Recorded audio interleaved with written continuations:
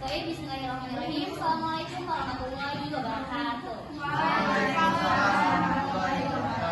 Selamat pagi teman-teman, salam sejahtera untuk kita semua. Baiklah, sebelumnya saya ingin bertanya. Di sini, apakah pernahkah teman-teman berpikir tentang apa yang membuat hidup ini bermakna? Apakah kebahagiaan itu semata-mata terletak pada kesenangan dan kepuasan sesaat? Oke, untuk menjawab pertanyaan itu, kami akan bahasnya pada presentasi kali ini. Nah, pada kesempatan yang luar biasa kali ini, kami akan mempresentasikan salah satu dampak negatif dari perubahan sosial, yakni hedonisme. Sebelum masuk ke sesi presentasi, izinkan kami memperkenalkan diri terlebih dahulu. Perkenalkan, saya Haura Ismailina selaku moderator. Selanjutnya, berikut adalah rekan-rekan kami sebagai presenter. Ada saya Bella, saya Nek Faizat ini, saya Sarah Nurfania, Nah, baiklah, selanjutnya saya persilakan kepada saudari Awel untuk memulai sesi presentasi. Baik, teman-teman ada yang tahu apa itu hedonisme? Nggak tahu. Tahunya suami Abel. Baik, pada kesempatan kali ini izin menjelaskan apa itu hedonisme. Salah satu dampak negatif dari adanya perubahan sosial, modernisasi dan globalisasi yaitu adanya hedonisme di lingkungan masyarakat. Gaya hidup hedonisme bukanlah gaya hidup yang asing bagi warga mahasiswa Indonesia. Pada dasarnya, hedonisme muncul pada awal tahun filsafat 433 sebelum Masehi. Hedonisme adalah pandangan yang memandang kebahagiaan dan kenikmatan sebagai tujuan dalam kehidupan. Kesenangan itu baik bersifat sementara maupun kekal. Nah, teman-teman bisa di sini dilihat sebetulnya banyak sekali contoh-contoh hedonisme, tetapi di sini ada salah satunya ini. Bisa dilihat teman-teman. Di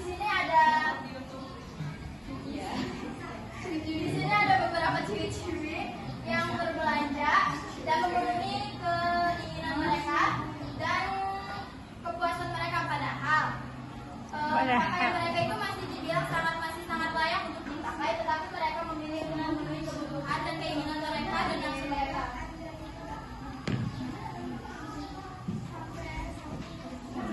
Baiklah, selanjutnya ada tentang karakteristik hedonisme yang akan disampaikan oleh Sarah dan Ica.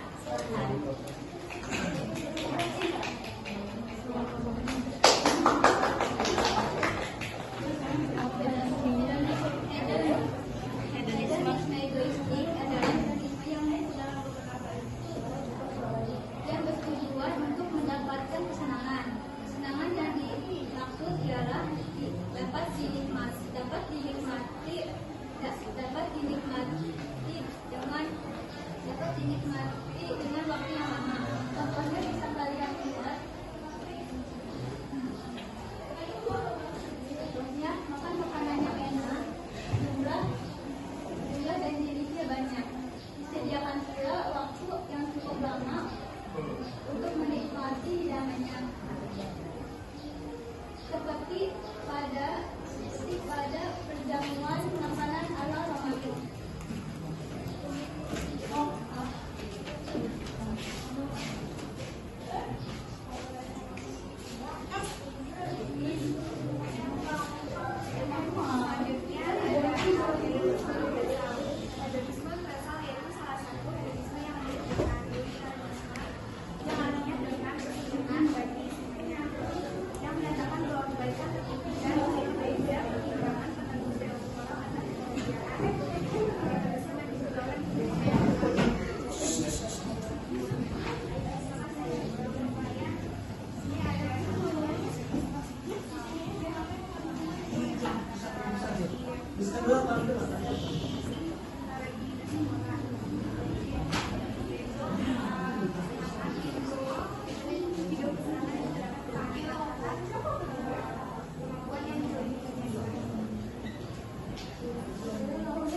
Oke, selanjutnya berikut ada faktor penyebab hedonisme, yaitu yang dua. Yang pertama faktor internal dan faktor eksternal. Yang pertama mungkin saudari Neng, silakan.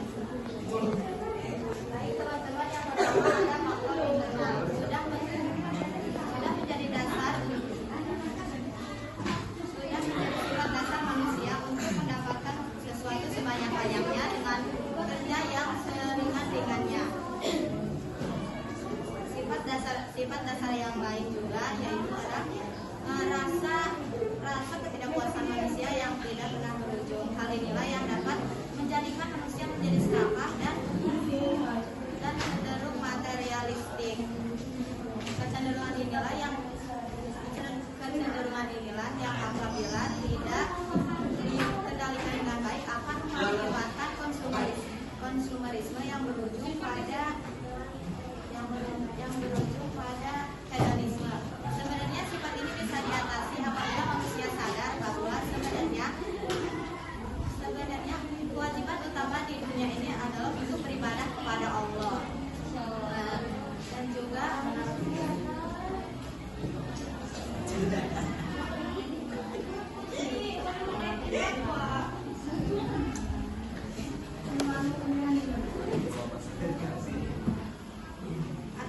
artinya yang menjadi penyebab internal hedonisme yang paling pokok adalah lemahnya keimanan dan kurang pemahaman agama seseorang.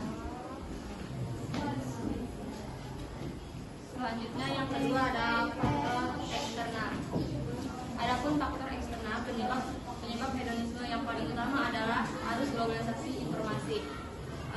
Tidak dapat dipungkiri bahwa manusia itu tidak terlepas dari media informasi, baik itu televisi, koran, majalah maupun internet.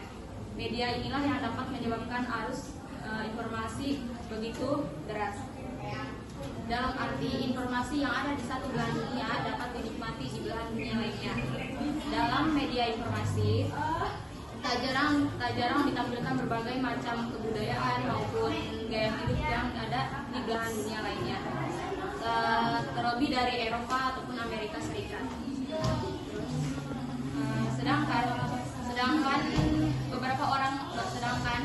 kebanyakan orang-orang yang merupakan orang-orang yang bertahan bebas dan mengagungkan materi. Hal ini dapat menularkan kepada masyarakat yang ada di belahan dunia lainnya, terlebih dari negara Indonesia. Padahal Indonesia itu merupakan memiliki berbagai macam kebudayaan yang kemudian dapat menyebabkan akulturasi dan dapat merusak kebudayaan yang ada di Indonesia, dan dapat digantikan oleh kebudayaan bersama atau hedonisme. Oke, selanjutnya yang terakhir ada dampak dari hedonisme pada masyarakat. Ini akan disampaikan oleh saudara Rama dan Royan. Itu yang pertama ada individualisme. Individualisme yaitu individu yang sudah terkena penyakit hedonisme, di mana seseorang itu tidak butuh bantuan kepada orang lain. Dan yang kedua ada materialistis. Materialistis sendiri di mana seseorang mencari kekayaan yang sebanyak-banyaknya tanpa tahu dari semuanya itu berasal dari mana. Dan yang ketiga ada konsumtif. Konsumtif ini adalah salah satu penyakit dari dampak negatif hedonisme ya. Karena seseorang membeli barang tanpa didasari oleh kebutuhan.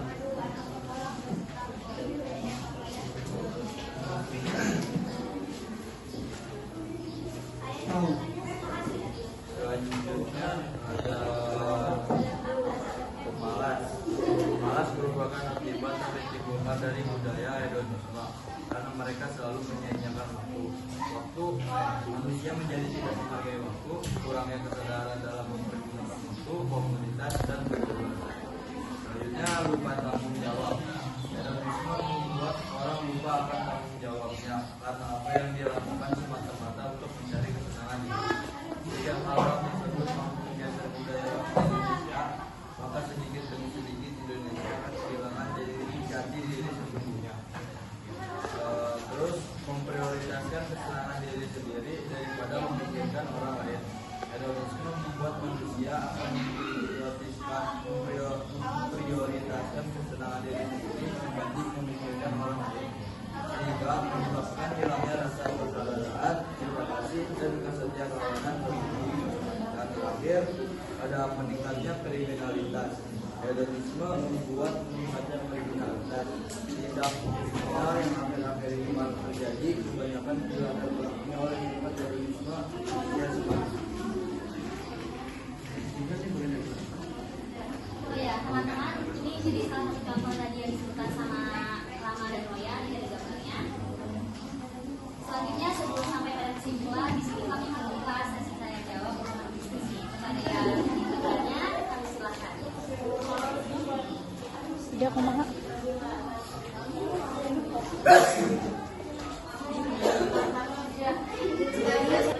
Nanti dia nanti. Sok. Bagaimana cara mengatasi atau supaya agar isu tidak memiliki sifat yang Oke, baik, terima kasih. Izin menjawab ya, mungkin nanti saya tambahkan teman-teman. Jadi salah satu upaya yang bisa kita lakukan dimulai dari sini, yang pertama itu pastinya menentukan skala prioritas. Dalam artian kita ini harus tahu kebutuhan kita mana skala prioritasnya, kebutuhan tersier kah atau kebutuhan primer. Nah, kalau kita sudah tahu bagian itu, maka kita bisa menentukan. Kayak misalnya kita sedang butuh pakaian, kalau misalnya pakaian itu masuk ke kebutuhan tersier, berarti kita dahulukan yang lebih penting, kayak misalnya makanan dan lain-lain. Ini teman-teman ada yang menambahkan? Bagaimana? Oke, terima kasih. Baiklah, sesi tanya jawab telah selesai. Selanjutnya, di sini saya ingin menyampaikan kesimpulan. Kesimpulan dari hedonisme yakni dikutip dari KBBI, hedonisme merupakan pandangan yang menganggap bahwa setiap kesenangan dan kenikmatan dalam bentuk materi merupakan tujuan utama dalam hidup seseorang. Nah, ini pengertian yang dikutip dari KBBI. Selanjutnya, karena kami rasa cukup, di sini saya mengutip dari Isaac Newton. Dia berkata, "What we know is drop, what we don't know is an ocean." Yang artinya, apa yang kita ketahui soal ilmu itu perumpamaan hanya seperti setes air, dan yang tidak kita ketahui itu seluas ribuan air di lautan. Harapannya dari presentasi kami ini kita dapat terus belajar dan mencari ilmu pengetahuan seperti judul air tersebut. Cuci tangan sampai bersih, cukup sekian dan terima kasih.